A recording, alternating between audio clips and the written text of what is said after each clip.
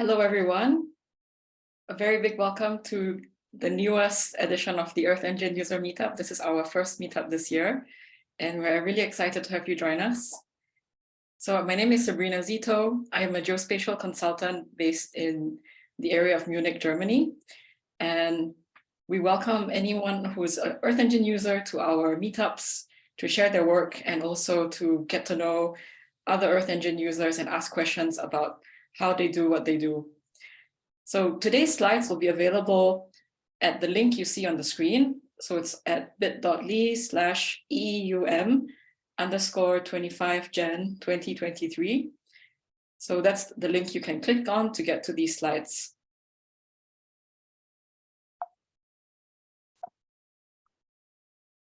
We also have a YouTube channel. So this meeting and some other previous presentations have been recorded and are also available online. You can subscribe to the channel to see anytime we have a new video of a new meetup and also watch some other previous presentations. So today we're really excited to have Benjamin Lee, who is from the German Aerospace Center, or the DLR. Welcome, Benjamin. And he will be speaking today about cloud-based coastal ecosystem accounting. So I'm going to turn the screen over now to Benjamin to introduce himself and to start his presentation. Thanks again for joining us. Just share my screen first.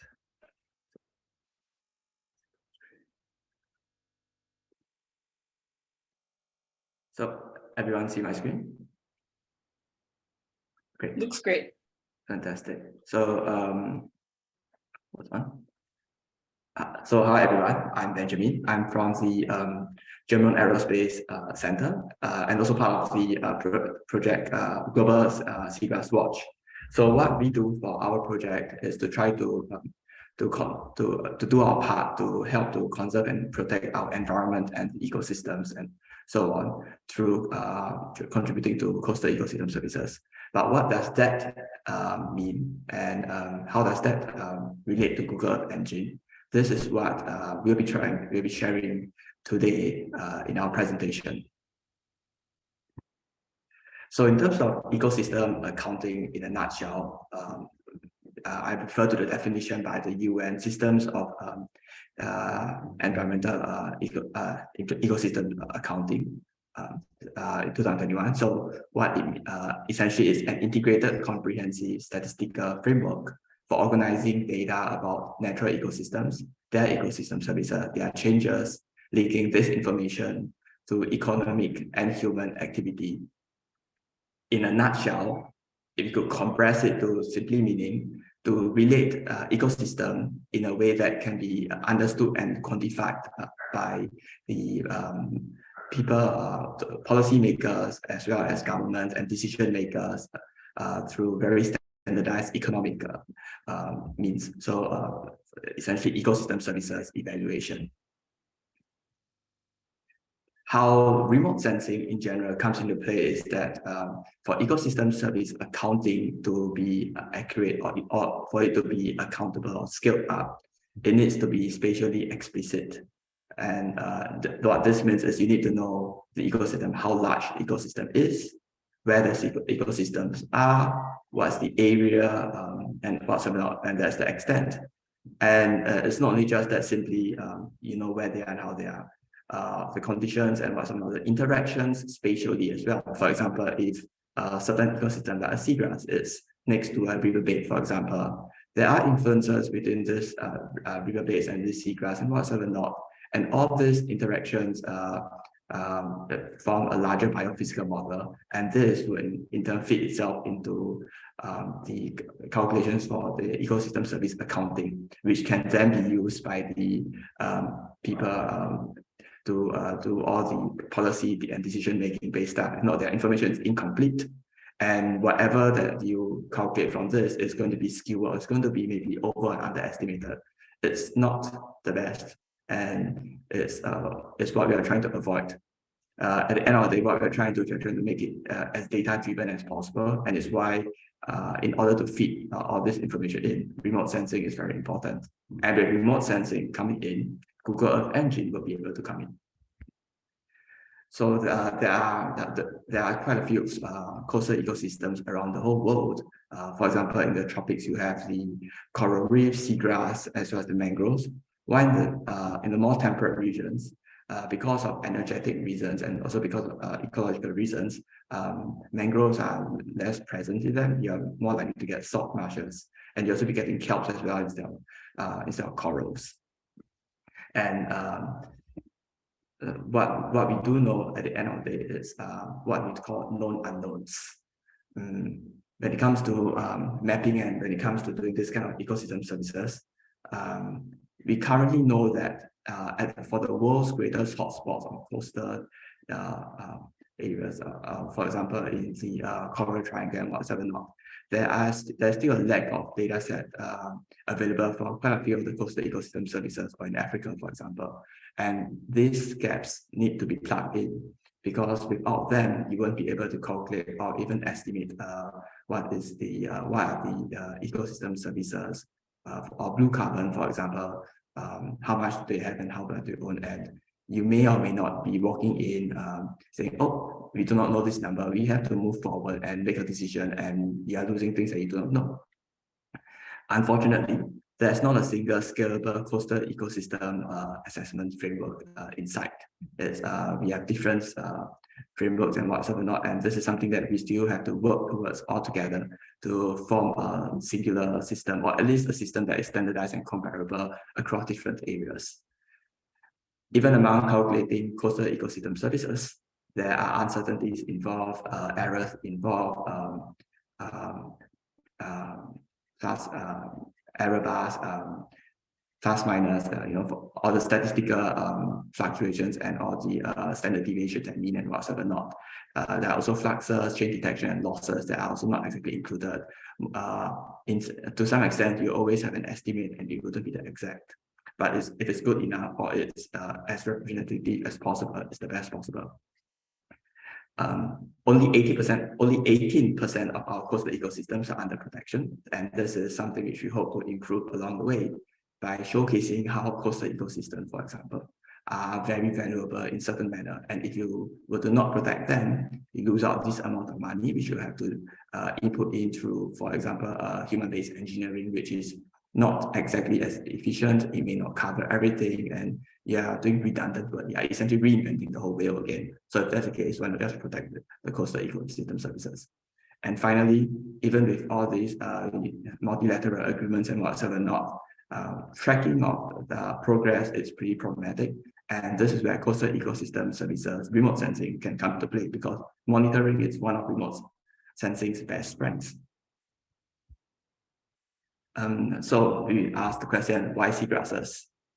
To be honest, coming from more ecological and more environmental background, to me, so long as you protect any of the previously seen coastal ecosystem services, it's great, because we need a lot more people to come in to help us to evaluate all this ecosystem. It's not a competition to say you must protect seagrass over another thing, but we should all protect these together, because all these ecosystems are interrelated. For our part, for our group, our focus happens to be seagrasses, and there isn't like there's no one up against each other.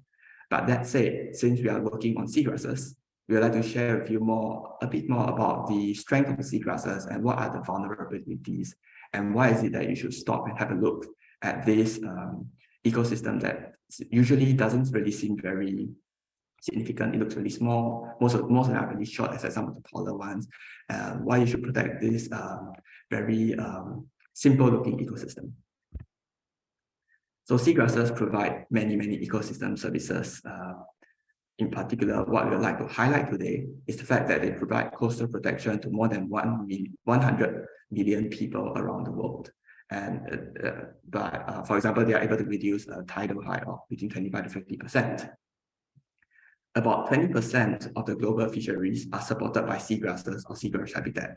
So what this means by support is that the fishes either nurse or live part of most of their lives inside the seagrass habitats, and it can be pretty substantial. For example, The most commercially caught fish in the world, often I do not remember the name, at least in the top 25, at least 5 or 6 of them rely on seagrasses.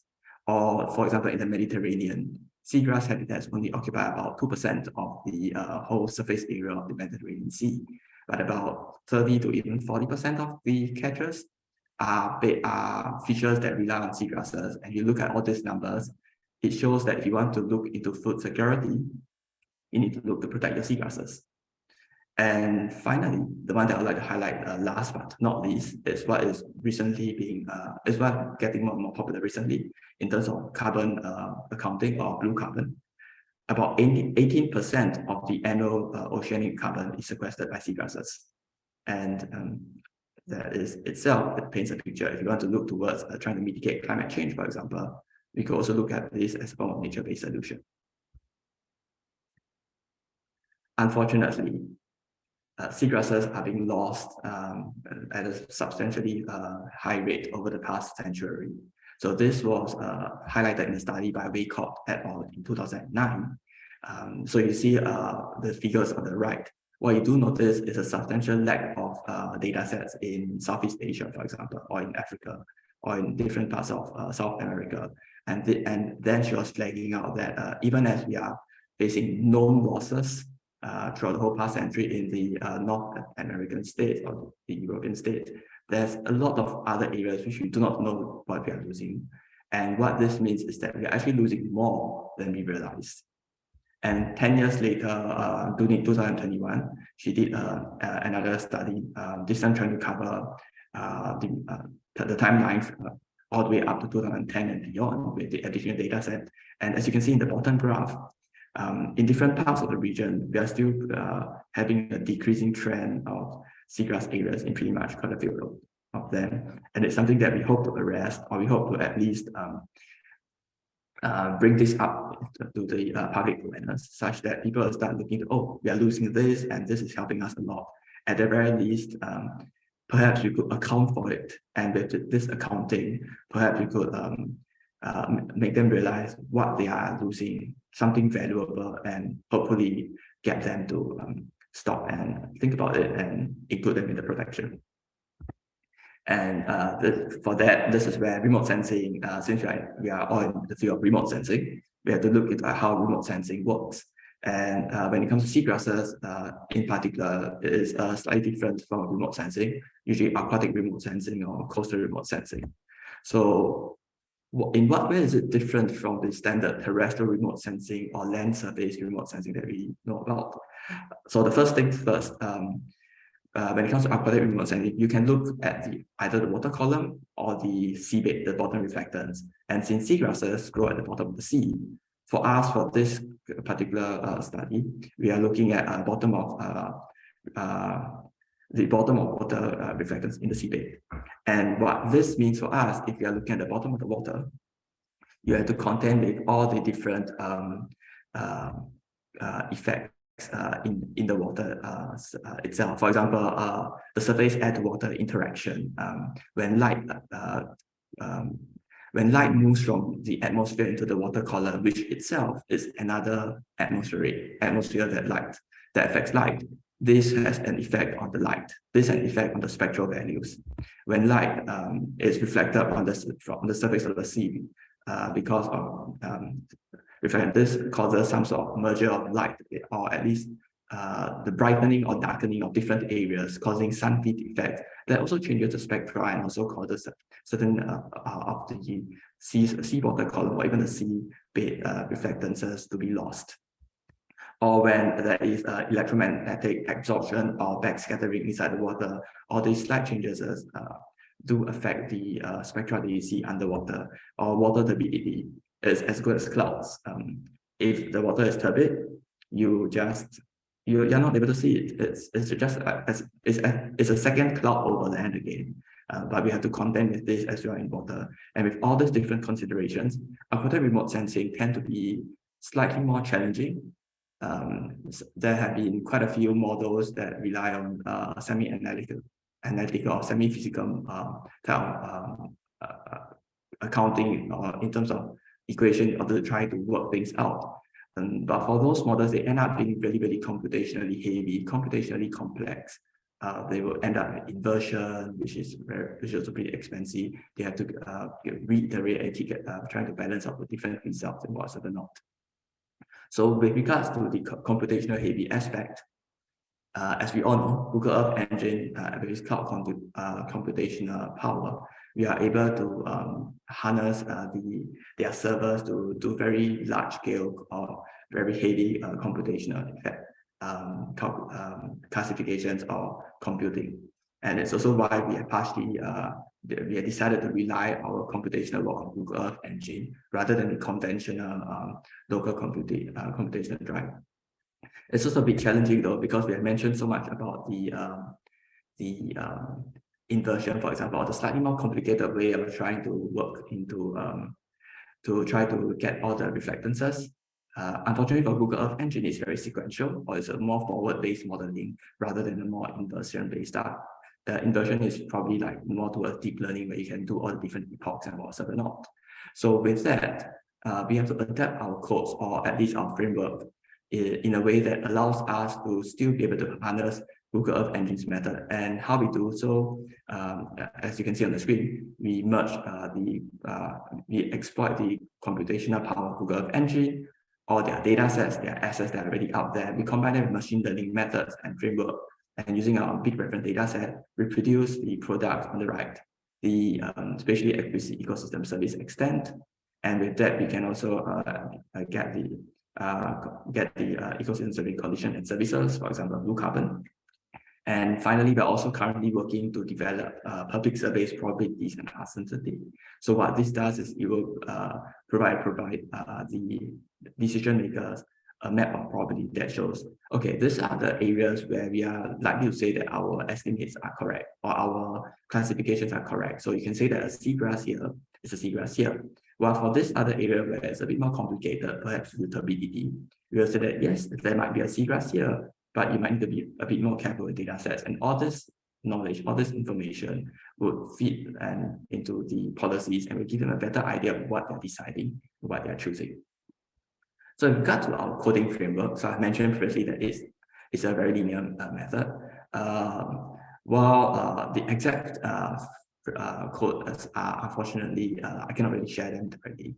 What I can say is that it's very, very close, or at least in terms of concept, in terms of framework, it's very similar to the codes that is currently published in this Earth Engine Fundamental Applications book, which you can look at online. There's a chapter A2.2 for benthic habitats, contributed by one of the contributors, it's Spiros Christophilakis, which is one of my colleagues and one of the members of Global Seagrass Watch.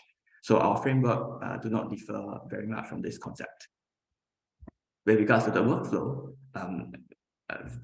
so we are looking at surface reflected data set, for example, Landsat or Sentinel-2, and we use the data set, we combine them to multi-temporal composition to get the remote sensing reflectance, and then we mask land and deep water out of it. And the reason being is we want to remove all these elements that would complicate and would confuse our classifiers.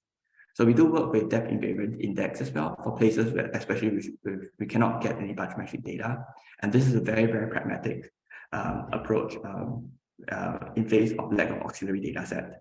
And then using the random forest classifier with a 70-30% split of the data set, we produce the classification map. And we do harmonize the data set, which I'll explain a bit more later. So if you want a more in-depth look into our this workflow, as well as a prettier version of it, I would recommend that you look at Alina Blumer's presentation in FOSS 4G 2021, open source seagrass and blue carbon mapping in support of the nationally determined contributions. In there, she would bring you step by step through our process and show you the output. And it's really good. I do not want to steal her thunder, and it's better that you look at her presentation instead of mine, and then you think that I'm the one who presented it. So when it comes to our work, we have applied our framework in 5 regions.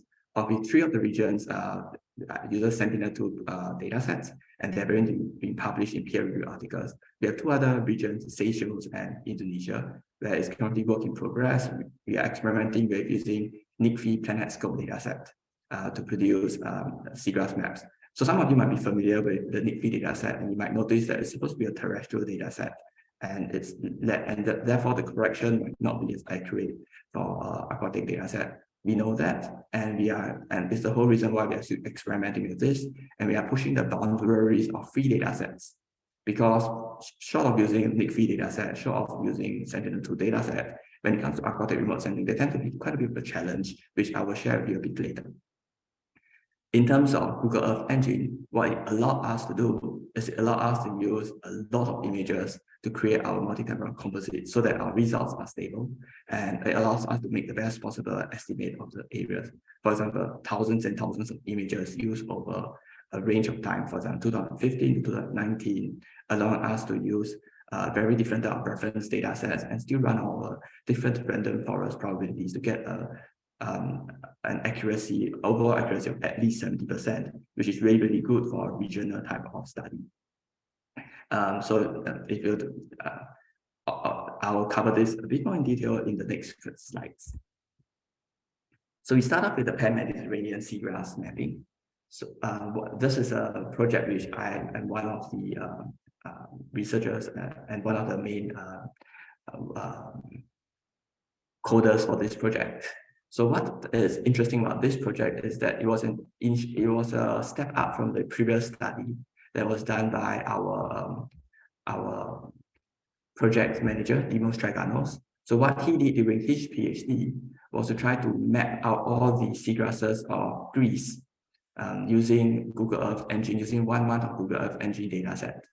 And from his result, we decided to expand the code and to adapt it for the whole Mediterranean. And the reason is very simple. You don't get, even across the whole Mediterranean Sea, you don't easily get data set from different countries because of collaboration issues, because of access issues, because it may not have been studied, and for a whole variety of other issues. So the next best possible way is to use a more regional approach, to use data set from near the area to assume that it's representative and transferable, and to try to map out these areas. And that is exactly what we did. Granted, there will be errors because when it comes to a larger region, representation would naturally fade away as it gets further and further away. Spatial autocorrelation, all of you are pretty much familiar with that. But it's doable, and we have shown in the study that we have achieved an overall accuracy of almost about 72% and covering over 22 Mediterranean countries. Instead of the usual hard classification where we go to map the seagrasses and we just go, oh, this is land, this is sand, this is sea and seawater, and this is seagrass, we tried a per pixel seagrass probability approach or a soft probability approach. And then we looked through to see which is the best threshold that points out these areas are seagrass and not seagrasses. And that was how we are able to achieve the best possible classification. Next, bringing it one step ahead of the per pixel seagrass approach that we have done in the Mediterranean Sea.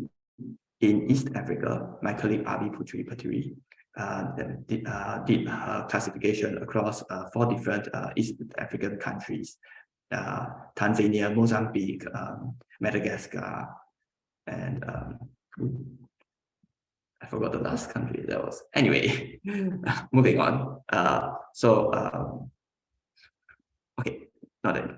For time. So when she did this classification, she also had to contend with turbidity because there's a very slight difference in mapping seagrasses in the more subtropical, more temperate areas in the Mediterranean Sea as compared to the more tropical areas of the East African countries. Oh, and Kenya is the last country. Anyway, so when it comes to the tropical coastal areas, it is affected by lots and lots of cloud cover. And not only cloud cover, for many of these seagrasses, they are also very near the the mouths of many major rivers. So you get a lot of turbid waters that would confound our seagrass classification. So what she did was she implemented a turbidity processor based on the different turbidity indices and found the best possible way to mask out these turbid areas. And then she did an additional two-tiered pixel seagrass property approach, which not only just grant a soft probability to seagrasses, but it also matches it the best possible threshold across all the different classes. As you can see the map in D, in order to get the best possible seagrass map in E. And if you are interested to look at her work or even to look at the application that was made, so I've also done the same thing as well. You can look at our Google Earth Engine application map to see the results for yourself. In addition to classifying the seagrass as well, RV also involved in helping to improve the improve the derivation of bathymetry or satellite derived bathymetry using ISAT2, and as a side product, help develop this ISAT2 SDB method along with NASA, and yeah, because we need that as well. So one of the last regions that we'll cover for today is the Bahamian seagrass area, which was done by one of our previous master's student and previous research assistant, Alina Blumer. So she might be in ESA, but we still miss her, and therefore we'd like to showcase some of her work. So what she did that was in contrast with the rest of us, what she innovated, what she brought into our seagrass research is the normalization of training and validation data set, which some of you might have remember me talking about harmonization and whatsoever. So this is where I'll cover it. So when it comes to harmonization, what we are actually talking about is the training and validation data set, trying to remove all the so maybe a step before. Normally for Google Earth Engine, what we know on training data and validation data is we take the data, we sample the results from the spectrum, the pixels, and then we take this and we do the classification. The problem with such method is that sometimes our training data points happen to land on a pixel which happens to be too bright or too dark. It's too far out the percentile, and that extreme values at times may cause issues with our classification. So what she did was she took a percentile approach by discarding the bottom 5 to 10 percentile and the top 5 to 10 percentile. She did a series of studies to look at the best possible percentile cutoff that should adapt in order to remove all this kind of anomalous or very, very extreme values, so that you get the best possible training data set in order to fit into the model. And you also apply that to the validation data set in order to improve the model results, so that we can get the best possible model, training model, in order to relate it and get the best possible map. And with that, she also introduced the idea of minimum and maximum extent of seagrasses, because for this kind of models, there will definitely be errors like for example, certain models look better than others, but they miss out certain areas. They are too strict, they miss out certain areas, and that's where you get minimum extent. And the maximum extent where the areas are they classify as much seagrass as possible, but they end up having an issue with, for example, causing it does not go beyond to the extent of overcommissioning. Like it might suggest some level of maxima that you have as an estimate. So she brought this concept in and she introduced this minimum and maximum extent. And it's also why when it comes to if you notice the accurate training and the overall accuracy earlier in the graphs, you'll notice two numbers in terms of 71 to 76% is exactly because of this, having a maximum and minimum extent of seagrasses, rather than saying that this is a seagrass, this is not seagrass, and that's it at the end of the day. And this is a very, very interesting idea because it brings about some sort of uncertainty involved, and it allows the decision maker to go, okay, perhaps this is something which may that we should consider, or perhaps we could look at it. It's not it's not like the data-driven approach. It's going to say, no, I'm definitely correct, but we know where we might not be correct, and we are upfront and honest about it. For more information about her work as well as the application that she has developed for this, please feel free to look at these links as well. So when it comes to the current challenges, that we are having, and with this I highlight the remote sensing challenges. What we are still facing is the ability to accurately delineate deep coastal ecosystems. To accurately develop a system to identify deep waters and shallow waters, so that we can get the deeper, shallower waters or the deeper coastal areas.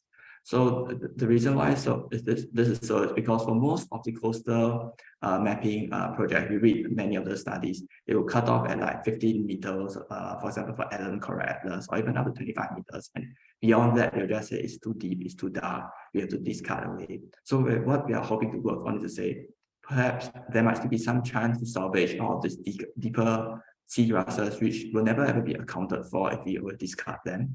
And we are doing our best to push the limits of remote sensing in that aspect.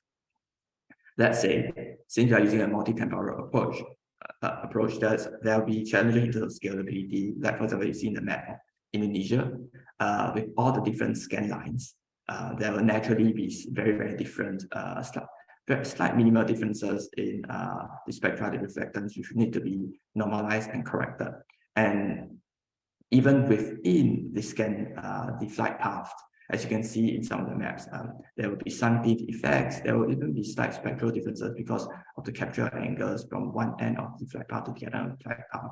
And these minor differences, which normally we will throw away, we will ignore in terrestrial remote sensing. We can't in coastal remote sensing, because for aquatic remote sensing, in general, you use about 10% of the spectra as compared to the relative 100% of terrestrial remote sensing. So any such small differences will be naturally multiplied because of the smaller range of values that we are using. And again, this image normalization is something which will still be continuously improved.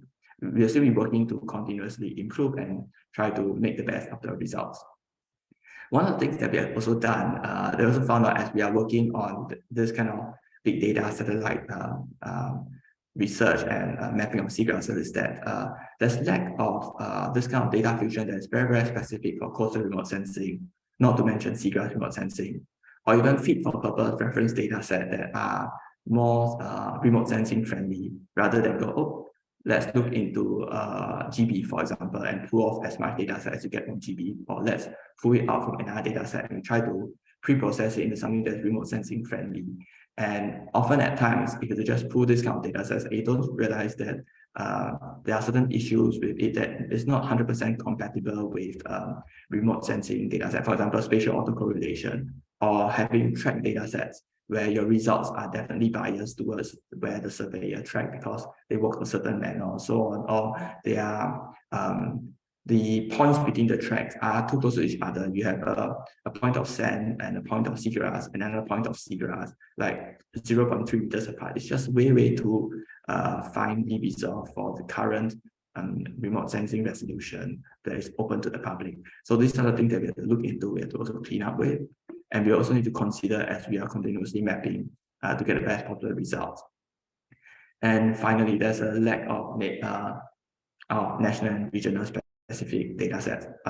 So what Alina has done as well in the Bahama region was also to try to predict the blue carbon, or to estimate the blue carbon out of her studies. And she had to use results on a global scale. And this would naturally mean there's some level of error, because there's some level of averaging across a global scale that might not be specific to the Bahamas. And she had a tier 1 and tier 2 results, which is the global and the more regional specific scale, or national specific scale. But there's also a more finer scale that we can get into, because the finer we can get into, the finer and the more specific we can get into, the more representative the result is, and the better it is for ecosystem service accounting. Because at the end of the day, you hope to get the best possible estimate so that the policymakers can do their best possible balancing. So with all that was just covered, what can we look forward to in the future? What we do hope at the end of the day, after all this merging of Earth observation, remote sensing, Google Earth Engine, and our ecosystem accounting and also models, we hope to have a holistic systems level approach, so that we can say it's data-driven, it's reproducible, or at the very least, the data supports what we are saying. We are not pulling things out of thin air or our emotional origins, for example. And we are also looking into collaborating with more scientists to integrate more data set in to integrate more, and as well their expertise, because as we have pointed out earlier before, ecosystem accounting does relies fundamentally on, or at least one of their fundamental data sets is our remote sensing spatially explicit maps. But it's not only that, and we need a lot of other scientists to feed in all the other, for example, ecosystem service estimates, or maybe like soil carbon estimates and what, so that we can get a whole new, fuller picture, because the sum of parts is greater than the parts alone. And of course, working with policymakers to make the best of our data sets, to let them understand what is spatially explicit, what's uncertainty, and to allow them to make the best possible results and decisions, to support them in making the best possible decisions. And moving on forward with the government industries, so that we can look forward to a more long-term ecosystem service accounting that is based on science, and it's based on trying to conserve and protect the environment to the best of our abilities for ourselves and for the future generations. So thank you very much for your attention. If there are any questions, please feel free to ask me, or if not, you can contact me via my email, or you can also look up at our project group, Global Seagrass Watch. You can look at what we have done, and if you are interested to collaborate with us, for example, you have data sets in certain areas, you'd like us to look into certain other areas, please feel free to contact Demos, and we can talk about potential opportunities. Thank you very much. Thank you, Benjamin. This was a great presentation. Let me also share the screen here again. Mm-hmm. So now we have the chance to ask Benjamin some questions, and I think he mentioned also that some of the team members on his team are also here. So I want to welcome all of you to use your phone or your laptop to go to slido.com, or to take a picture or scan of this QR code, and it will take you to the Q&A platform we're using. The event code for the Q&A is #EarthEngine.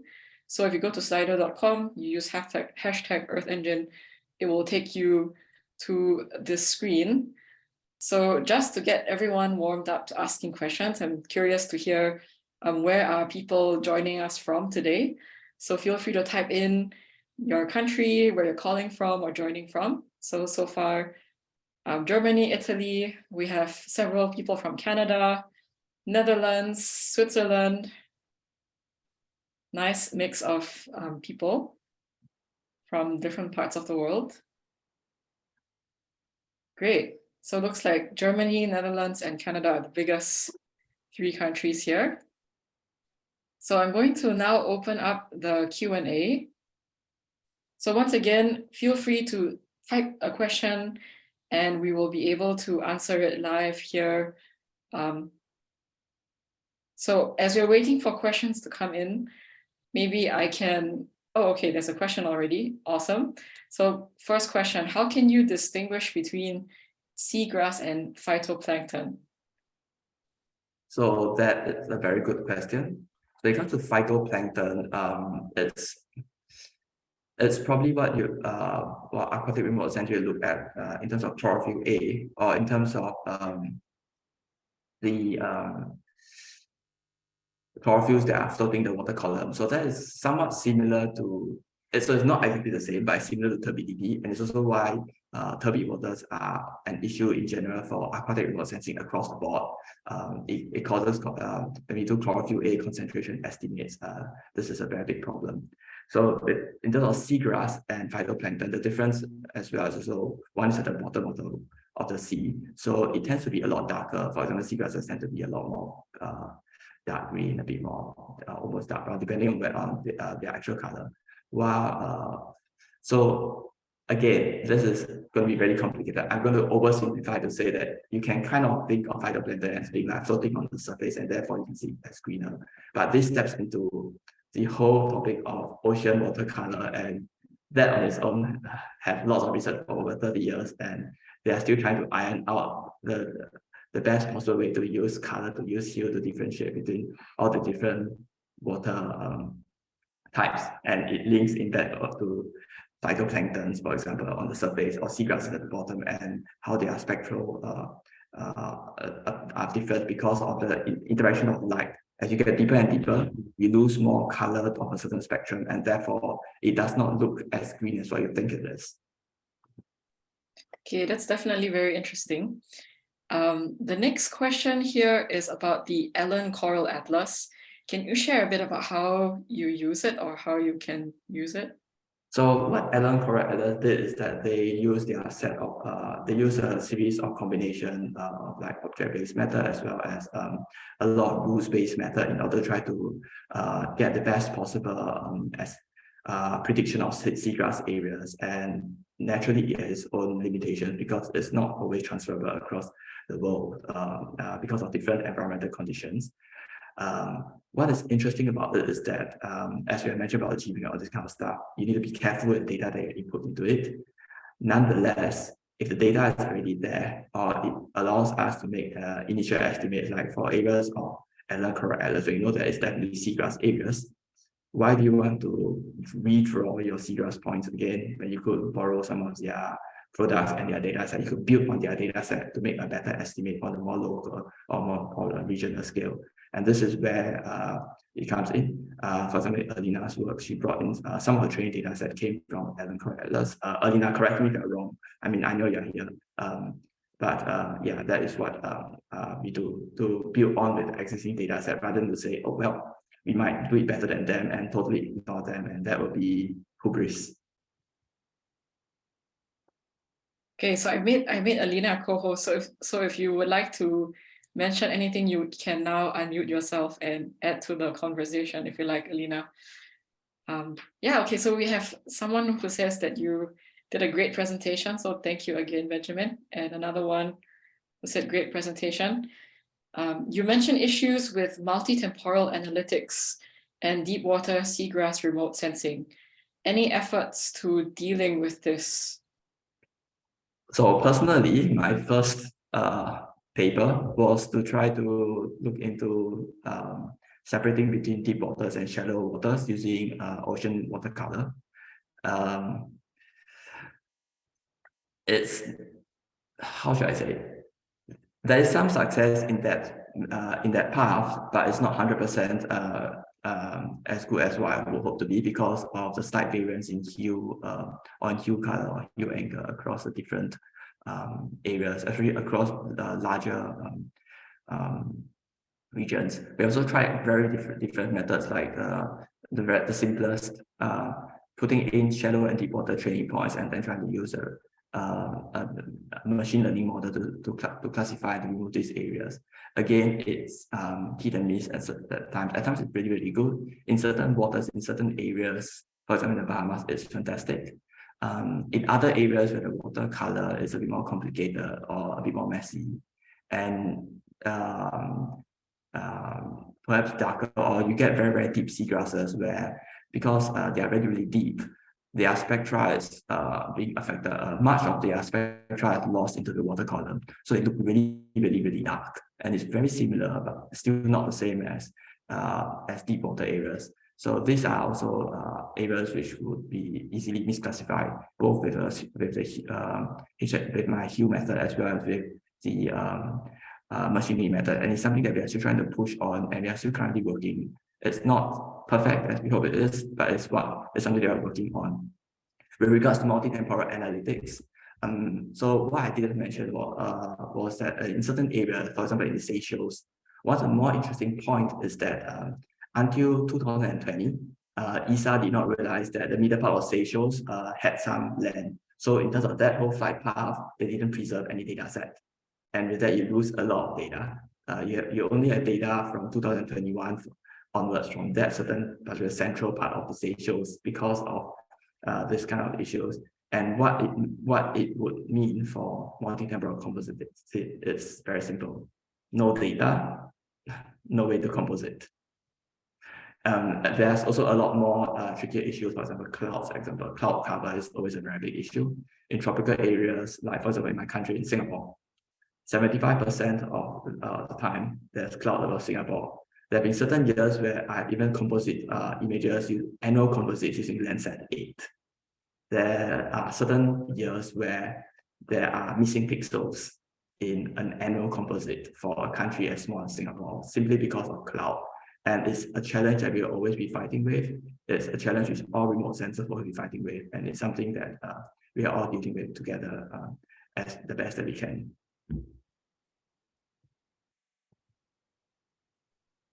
Thanks, Benjamin. So you also mentioned actually about the fitness of purpose of your training data, and you mentioned that some of the data points were extremely close together. So you said you had like sand and seagrass and then sand again, and they were very, very close. So how do you choose the correct pixels to classify? Like, are you all collecting reference data or training data like on a grid approach, or working with points and saying they have to be a certain amount of space apart? Things like this. How do you work with the training data? So that's a very good question, because if you want to open that big can of worms, one of the most important points when it comes to getting data set from different parts of the world, or at least from different collaborators, that's also the fact that with a lot less control on the data set, one of the trickiest things is also representation of data. It's very easy to say, okay, we can make a grid-based approach, and then within a certain amount of area from this point, we throw away every other point. And then you forgot about sampling bias.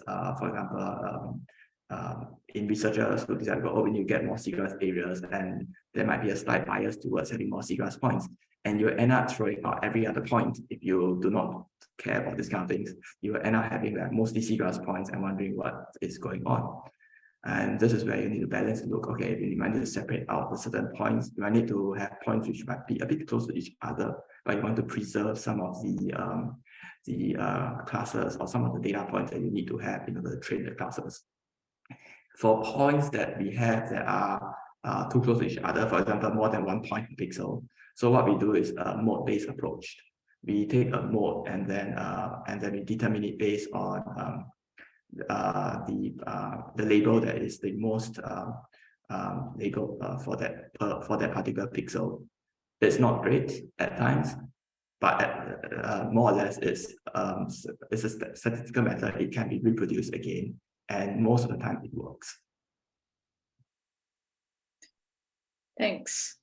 Okay, so we have another person who thanks you for a super nice presentation, and they're asking, do you think synthetic aperture radar, SAR, will be something your team is willing to explore in your work, or is it not useful? So thank you very much for this question. Unfortunately, it is not useful because radar cannot penetrate through water. It is, yeah, sorry. Okay. And then the next question is, are you planning on rerunning your mapping processes on your images to detect change in seagrass extent? So that is a very, very interesting question. If you have noticed, our multi-temporal composite is a composition of a couple of years based on the aforementioned challenges, for example, clouds and turbidity. So what we are still trying to do is we are still trying to improve the classification, and moving on with my PhD in this coming year, we are trying to look into image normalization, so as to reduce the range of time, or the time period that we need to get the best possible image composite. And once we're able to compress it, we can talk about change detection, because we are able to now have a series of at least regular epochs to look for change detection. Meanwhile, for now, in order to make sure we get the most stable possible pixel, for example, or the best possible estimate, we are still using a full range, for example, from 2015 all the way until 2022 to get the best possible estimates. We do know that that means that we are weakening our approach in the sense that we cannot detect change. But for the time being, until we are able to get the best possible results out, change detection is something that we have to look at for the next step. Yeah, that makes sense.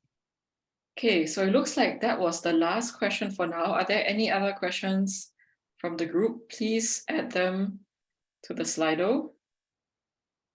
And I guess as we wait for the last few questions to trickle in, Benjamin, what has your labs or your team's experience been working with Earth Engine? I know you all have had now quite a few years of working with it. Like for the work that you do, what are some of the challenges you think Earth Engine could be like better on, or what are the strengths or the weaknesses of using this cloud-based platform? So when it comes to our work, because we are looking at a more large-scale based method in both temporal as well as spatial approach. One of the things that our group usually runs into is the Google Earth Engine quota issue. So in principle, I totally understand why a user quota needs to be in place so as to prevent people from exploiting and overusing the certain data set. Unfortunately, because of our approach and because of the way we are pushing our computational resource usage, this is something that we will always have to handle. The standard import-export that everyone sees and read online is something that we always have to do. It's boring, it's tedious, but it needs to be done. That said, we are still pretty grateful for the amount of power that we have in Google Earth Engine.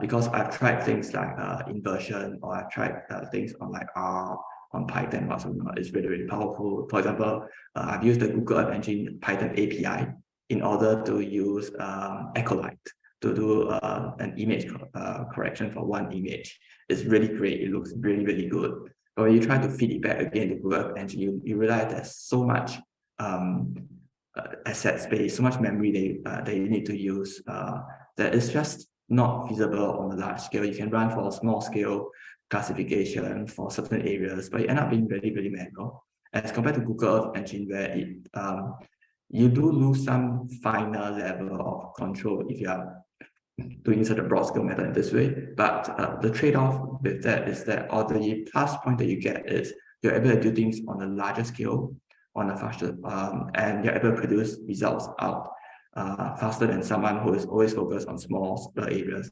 And the current time where there are so many gaps in seagrass areas, there are so many gaps in coastal research, having an estimate that is at least, for example, over accuracy of 70% there, so that people can say, fine, it's 70% over accuracy. Let's make the best out we have with this classification versus, hold on, give me 5 to 10 years to give you the best possible estimate. I mean, in terms of science and pragmatism, this is where we need to balance it. And that is why Google Earth Engine is perfect for this. Thanks, Benjamin. I think that's a great thought to end on, because we need to get science out there as soon as possible at the best level we can, the best accuracy we can, for policymakers to take action that they need to protect these ecosystems and think about future planning for the coastal environments that we live in. So thank you again for joining us and for your contributions towards this very important research. I saw also that Alina left a note in the chat that regarding the Allen Coral Atlas data, we use their ground truth data as validation data and their mapped extent to help us guide manual labeling of training data for Bahamas, Seychelles, and now Indonesia. So thank you again, Alina, for also adding this comment. And another big thank you to Benjamin for your presentation and all of you for joining us for this Earth Engine User Meetup. So there will be a short hiatus in the meetups until the fall, and we welcome you back again. If any of you are interested in becoming a speaker in a future session, please write to me. I will write to everybody who has registered with the link to the video, and you can always reply and indicate your interests. So thank you again, everyone, and I wish you all a good rest of the day wherever you are. Thank you. Thank you. Bye. Bye, everyone.